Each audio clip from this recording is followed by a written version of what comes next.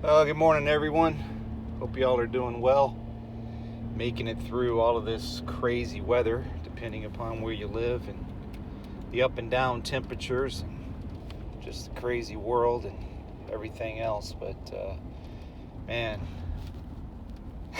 what can you say, right? What can you say? I was listening to a few videos, reading a few articles, and it's just, I don't know. The words that just keep coming to my mind are clown show. I mean, I don't know how else to say it. I mean, you have to take it seriously to a certain extent, but then you can't take it too seriously or you'll go crazy. So it's just like, so you just got to take it for what it is, I guess. Just look at it as information, and and then act on the information, however you're led to, and however, whatever you can do about it, I guess, which really isn't much, I suppose. But I mean, you gotta laugh to a certain extent, because this is what came to me. I mean, I've been thinking about this the last several days, maybe even a week or so, and I was actually texting with a friend a while back, and they use these exact words with everything that's going on in our economy and the world in general and so forth. Unjust scales. Those were the words they used. Unjust scales. I was like, yeah, absolutely. And then, when I think of that unjust scales, you think about blind justice, right? The lady with the blindfold over her eyes holding the scales, representing our justice system, representing the courts and whatnot, or our injustice system, I guess, depending on how you look at it. But anyway, yeah, that's exactly what this is. It's unjust scales. And we've all heard, the rich get richer, the poor get poorer, and there's a lot of truth to that adage, right? And it's amazing to me, looking at, the markets and the economy overall, how it could just bounce back miraculously all of a sudden. It's just funny, the plunge protection team, get their capes on and to the rescue and all the rest of this stuff. I mean, they're going to do anything they possibly can to keep this thing going for as long as they possibly can, and deceive as many people as possible, because it looks like the market, it'll open here hour and a half, whatever, and so it looks like the market is going to open like maybe 1,000 points up. Now, it's lost trillions, right? I mean, it's been crazy, since basically last Thursday. But it's back in the green again. So they might be going, what's going on here? I don't get it, It's a game. And it is. It's unjust scales. The rich get richer, the poor get poorer. Because when you look at this, you step back and you look at the whole thing, that is exactly what's going on. And I know people on this channel, they probably won't disagree with me too much on this, but there's a few people, it might get shared out or sent out, or somebody might come across this or whatever and totally disagree with me. But I believe in my heart of hearts that all of these decisions that are being made are to protect the millionaires, billionaires, and trillionaires from going bankrupt and forget everybody else.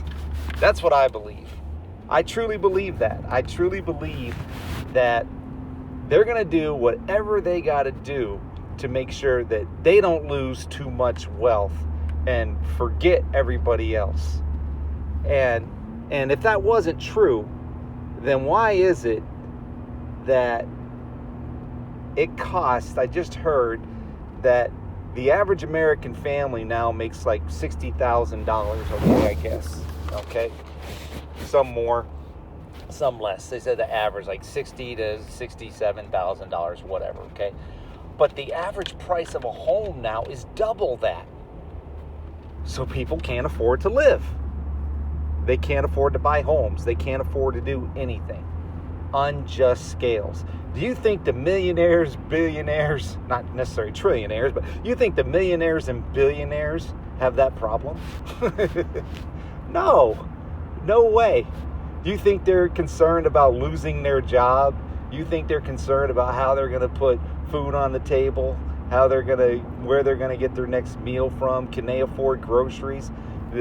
Juggling their bills, they have to decide, do they pay their electricity or their water or whatever. I mean, some people are really in that position. A lot of people are, probably more than we realize. Unjust scales, right? And the thing about these unjust scales is they come in a very surprising way. There are people at work today that don't know it, that this is their last day on the job. They don't know it. They're going to find out. They'll probably wait till Friday, because that's the cowardly thing to do, is they fire people on Friday or lay them off on Friday because there's less chance of a workplace incident and they have time to, deal with it over the weekend or whatever. But that's not always the case. Some people will go in today and it'll be their last day on the job. And some people will have spent their entire lives at a particular job, a career. And it's gone. It'll just be gone. And they'll blame the economy, and that's fair because the economy is tanking, slowly but surely, but it is tanking, And they'll blame whatever else. And some people will get a nice severance package, and some people won't get diddly, And they'll just be gone. And it's not because that they had a bad work ethic or anything of that nature. It's just the way things are. But it's unjust, right? Because will the boss take a pay cut? The CEO take a pay cut? Will the company do whatever they have to do to keep employees on? Most likely not. Unjust scales, right? Or unbalanced scales, right? No justice, right? Well, it's interesting to me because on Sunday, I was listening to Pastor Faircloth, and the title of the message was the USS Titanic. And he went to a part of the Bible I didn't expect him to go to. Not Jeremiah, because it's always Jeremiah. It just is, okay? Because Jeremiah is the prophet of the day, of the time that we're living in, according to what he says the Lord told him about that. It's like, why always Jeremiah? Well, that's why. Because it's the most relevant prophet of the time and the day we're living in, right? But he went to Jeremiah, I believe it was chapter 7, where Jeremiah actually questions the Lord. And, first he says, we know you're righteous, God. We understand your righteousness. I always know you're righteous, but I have a question, if that's okay. It's just like, why is it that the wicked prosper? Why is it that all these evil people, prosper? And it even looks like you're helping them to prosper. And it was kind of funny because God is patient with Jeremiah, whereas in Job, when Job kind of asked the same type of questions, God kind of rebuked him. At least that's the impression I get, where it's just like, hey, were you here when I created the earth, kind of thing, when I created the universe? It's like, but with Jeremiah, they have a back and forth conversation about this. And, and the Lord tells him, well, how are you going to be able to run with the horses, basically, when you can't keep up with the footmen? So if you're complaining about this now, or you're questioning me about this now, and it's a fair question, okay? The bottom line is things are going to get worse. So if you have a hard time now keeping up with the footmen, there's no way you're going to be able to run with the horses, kind of thing. So I thought a lot about this because a lot of people are looking for a way out. They're looking for an escape. They don't want to deal with this anymore. It's too hard. It's too difficult. They've had it. They've had enough. They're fed up. We all get there at times. All of us, And I understand that because we're all humans. We all have issues in our lives, our families, whatever, whatever's going on in our lives. And people get to the point where it's just like, I can't take this anymore. I want out of here. Which makes the whole doctrine of the pre-trib rapture so popular, which anybody who's listened to me for any length of time, I don't believe in that, okay? If you do, that whatever, that's between you and the Lord. I don't.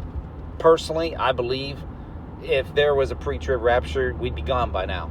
Okay? That's my personal opinion, okay? Other people agree, disagree, whatever. Believe whatever you want regarding that. It's not exactly a salvation issue like many other things that people want to argue over and dispute and everything else. This is my personal belief, my personal opinion on it, okay? I don't believe in it. I think you have to endure and continue to endure, and it's hard. But at the same time, I'm going to try to help people out here as I help myself and others that want to listen to me, or I have conversation with or whatever. Is it's like we forget that we are, I know people don't like the term slave, and I understand because of the negative connotations of that, but we are slaves to the system, slaves to our jobs, slaves to careers, slaves to whatever else. If people don't believe that, try not going to work for a while and see what happens. or have something in your life happen, and you'll find out just how compassionate people may or may not be, regarding your job or regarding your situation, your career, or whatever. We are slaves to the system for the most part, okay? But I prefer the term like bondservant to Jesus Christ, okay? But depending upon the definition and the what's the word I'm looking for? I can't think of it now. But anyway, whatever term you want to use, I've heard bond servant, and I prefer that term. But we are bond servants to our Lord and Savior Jesus Christ. Now, a lot of times people don't want to accept that. They don't want to understand that. That doesn't sit well with them. But when you recognize and realize that you've been bought and paid for with a price, then you don't get to make your own choices and decisions. You have to go and get permission from the Lord to do certain things, to go certain places, whatever else. And you have to obey Him for what He tells us to do. And that is totally against our human nature. It's totally against our rebellious spirit. It's totally against who we are as Americans, especially, because we have been trained, brought up, indoctrinated in such a way that I'm an American and I'm free and I can do what I want, say what I want, and I got the Bill of Rights and I got this amendment and that amendment to protect me and the Constitution and this and that, and on and on and on it goes, right? And people completely forget that we are a bondservant to our Lord and Savior Jesus Christ. Meaning that He is the boss. He is in charge.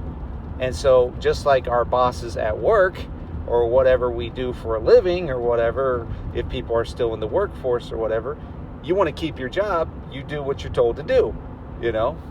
It's the same analogy here, except there's much greater reward for serving Jesus than there is for serving any man-made job, right? So, eternal rewards. But I think it would behoove us all to think about things in that way, that we're bought and paid for with a price, that we are not our own, and that we must obey the Lord. I think it's like 700 and something times the word is obedience. The word obedience is in the Bible, or referring to obedience of obeying the Lord. If you love me, you will obey my commandments. So I think if people can understand this and accept it, that they will have a much better, they will be able to deal with things easier, let's just put it that way, than what's going on now. Because there's a lot of confusion and chaos out there, not just in the markets and the economy and everything else. I mean, how is it up again? I don't know. Because tomorrow, it doesn't make sense to me that it's up, logically, because tomorrow, April 9th, is the day that China is supposed to put their retaliatory tariffs into effect, okay? Because we have tariffed them now. I don't say we, I have nothing to do with this, but our nation, okay, our prez has decided to tariff them like 110%. So they're retaliating, and that's supposed to go into effect tomorrow. Well, what do you think that's going to do to the global markets, the world economy? The Baltic Dry Index, if people are familiar with that, the shipping. It might halt everything. Everything just might come to a sudden stop. Stuck at customs, stuck on ships, on cargo ships, stuck in the borders, not getting through. Things could just stop. I'm not saying it's all going to stop tomorrow, but what I'm saying is because of these retaliatory tariffs, that China is not backing down from in any way, shape, or form, that goes into effect tomorrow. So even though the market's way up today, at least currently, and it could go way, way up throughout the day, or it could crash again. I don't know. I have no idea what it's going to do. The amazing thing about that is that it could happen so quickly. I mean, people's heads will spin because of these decisions that are being made and the things that are going to go into effect. And so you think about that, and then also, and then again, that's more unjust scales, right? Because who's going to suffer from that ultimately? The consumer. The regular, everyday American that has to go to the grocery store to feed their family or whatever else, And since most of the stuff we have here comes from China, including the food at Walmart that everybody loves so much and can only afford to shop at, or whatever their reasons is, it's the only thing available to them or whatever else. Okay, what do you think's going to happen? And like I said, I'm not saying it's going to happen exactly tomorrow, but tomorrow is when it's supposed to go into effect. So what do you think is going to happen over the next several weeks after that? See, so no matter what they want to do with the market as far as the plunge protection team and boost it and send it through the roof or whatever else with all these fake numbers and everything, the bottom line is I don't think this can be stopped or controlled. And before I get into what's going on the war front with all of this, it's interesting that that Ben Fairclough put out the message, the Lord gave him USS Titanic, because I was having a conversation with another friend and he brought up the Titanic. It's like, we're on the Titanic. And then there was somebody else that contacted me and they were saying, oh, this could be good and this could be good and gas prices may not go up as high. It might be better for us. I said, regardless, we're still on the Titanic. And they didn't understand what I was saying until I sent them, Pastor Fairclough's message. It's like, we're on the Titanic, folks. All right? And people all remember the Titanic, and the Titanic sunk in April, went on its voyage in April 10th, all right, and then it was sunk by like the 15th or whatever. And you look at April, I shared this to the post earlier, you look at April and all the foxtrots and assassinations and horrible events through April. It is mind-boggling, all of the stuff that has happened historically in April. I mean, check it out. I shared it to the post, the article, and I did a screenshot on all of the events that have happened in April that are just horrific, catastrophic, horrible, horrible things that have happened in the month of April. So, like I said, the USS Titanic, that's the ship of fools, right? Why is it the ship of fools? Because this was what was also pointed out to me, is that one rich dummy or whatever, I don't know who it was, I have no idea, they said, not even God can sink this ship. And it was like the Lord was probably like, a challenge accepted. Not saying he necessarily did it, but he didn't stop it from happening, that's for sure. So it's like, not even God can sink this ship. That's the arrogance. That's the arrogance of the elite, the globalists, or just America in general. That's the arrogance, right? So, and then on top of all of that, there was a report that came out, shared this to the community page as well, or the post as well, that I guess through satellite imagery, they were able to see that 6 B-2 bombers were at Diego Garcia, the military installation in the Indian Ocean, right? And that it appears that sometime in the near future, I don't know if it's going to be this month or what have you, but that I guess that 2-month window kind of ends by the end of this month, I guess, that the press gave, Iran as far as making a deal, negotiating and so forth. And then our administration, our government wants to brag about, oh yeah, we're gonna have talks with them, and we're gonna sit at the table. And then Iran's like, no, that's not gonna happen. We're gonna have a mediator in Oman, and somebody that's hopefully objective, and we'll mediate. We'll talk through the mediator in Oman. There's not going to be any direct talks here, So egg on face, right? Oh no, they're lying. No, they're lying. It's like, I wonder who's really telling the truth here, right? So with everything going on, the Pentagon reports the whole thing with the mediator in Oman, Diego Garcia, things just continually ramping up, the war rhetoric ramping up, the military weaponry, the transport of vehicles and equipment, and everything else that's being put out there, things we know about, things we don't know about, right? We have an absolute mess here.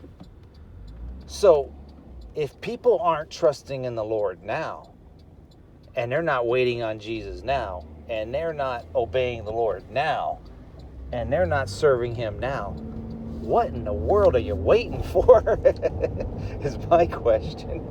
I mean, what more needs to happen before people say, hey, this isn't going to get any better? This is pretty disastrous. This is pretty horrible. Before people say, I mean, what else has to happen? That's my question. I don't know what people are waiting for to turn to Jesus, to repent, to get right. I know this nation isn't going to, but individuals and families, they can, they should. What are they waiting for? What are people waiting for? I waiting to see what's going to happen in the market, waiting to see if things bounce back and get better, waiting to see if the bombs are going to drop or not. Oh, I mean, what in the world are people waiting for? I don't get it. So, because with the unjust scales, I believe the Lord wants to bless us, and I think he will, but only if we're obedient to him. Only if we do what he says to do. Only if we trust him.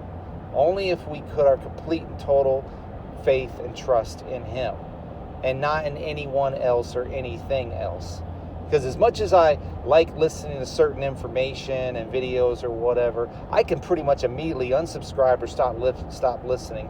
The very first thing I hear come out of people's mouths is, we got to keep praying that he stays in office and that he's able to do everything he needs to do to keep our country safe, and and that they can keep exposing fraud and corruption and everything. And I'm just like, are you kidding me?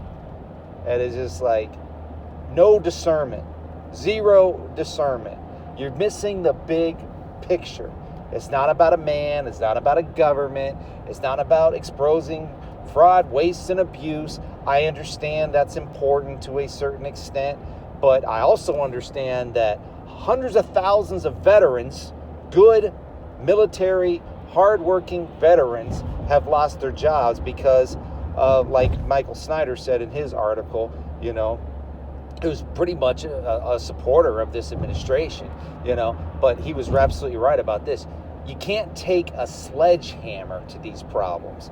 It needed a scalpel, but they wanted to take a sledgehammer to it and just dismantle the whole system, dismantle everything, get rid of everything, get rid of everyone, You should have taken a scalpel, taken your time, shaved off the edges, shaved a little here, cut a little here. It's a precision instrument, with precise cuts, not just taking a sledgehammer to the whole thing.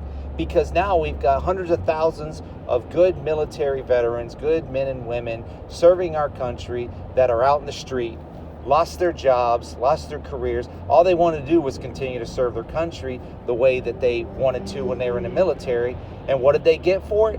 Axed. And while I'm on the subject, okay, because I find it disgusting, I find it putrid. We had 4 soldiers that died in Lithuania, and they were transported back. People have never seen the movie Taking Chance with Kevin Bacon years ago, came out like 2010. I highly recommend it, but get yourself a box of Kleenex, okay? Because they transport these fallen soldiers to Delaware, and that is where they take their their flag-draped caskets off of the transport. And there's supposed to be a president there, or somebody there from the administration as a representative. Now, maybe there was, I don't know, but the president would have been the best. And they're supposed to be there to salute when they take these fallen soldiers, these young men, off of the transport, off of the plane, in their flag-draped caskets. He was on a freaking golf course. Okay? Golf course. Paid for by the Saudis. I guess a 54-course golf tournament or something. Okay? So, I don't want to hear it, man. All right? Okay? That's disgusting. That's vile. That's putrid. That is unacceptable. But when you really don't care, and all you do is care about yourself and what you can do in your legacy, and, you know, how much people support you and love you and do what you're going to say and blah, blah, blah, blah, blah, you know, and if that's all you really care about and it shows, then yeah, you'll take a sledgehammer to problems. You'll destroy an economy. You'll destroy people's livelihoods, and you'll just dismantle everything, you know, and not even care about the consequences and who it affects. And I don't think I'm being harsh there. I think I'm being fair, because these are unjust scales, unjust balances. It's unjust all the way through. But our God is a God of justice. And He loves us, and He's going to take care of us, and He's going to watch over us. And He cares about justice. One of my favorite verses in the Bible is Micah 6:8. You know, what does the Lord expect of you, O man, but to love mercy, seek justice, and walk humbly with your God? And I think if we do that, men and women and children, you know, then our lives will be a little easier to handle and to deal with if we love mercy, seek justice, and I think I got that in the right order, maybe not, but regardless, seek justice, love mercy, seek justice, walk humbly with your God. You know, I think if we all do that, then we'll probably find that things might be a little easier to handle in certain ways, in certain situations. So, anyway, I think that's about all I have. I think that's about all the things I was going to hit on. It's going to be a very, very interesting day today. Throughout the rest of this week, I would say. But especially after the 9th, tomorrow, when these tariffs go into effect. We'll see how fast it hits and how hard and where and how it affects things and how quickly it affects things. It's going to be very interesting to see, because I would imagine by the end of this month, we're going to know. Maybe sooner. I'd have no idea. I really don't know. Everybody has their speculations and their beliefs of certain things, and I get that. But just watch and wait. Pray. That's all I can say. Hey, that rhymed. Didn't mean it to, but it did. Watch, wait, and pray. That's all I can say. All right. I think that's it. I think that's all I got for y'all. Hope you have a great and blessed day. Take care. Stay warm. Stay cool, depending on where you live. I don't know what to say. Stay sheltered. It's crazy. It's just crazy everywhere. So, all right. Y'all be safe. Take care. Bye-bye.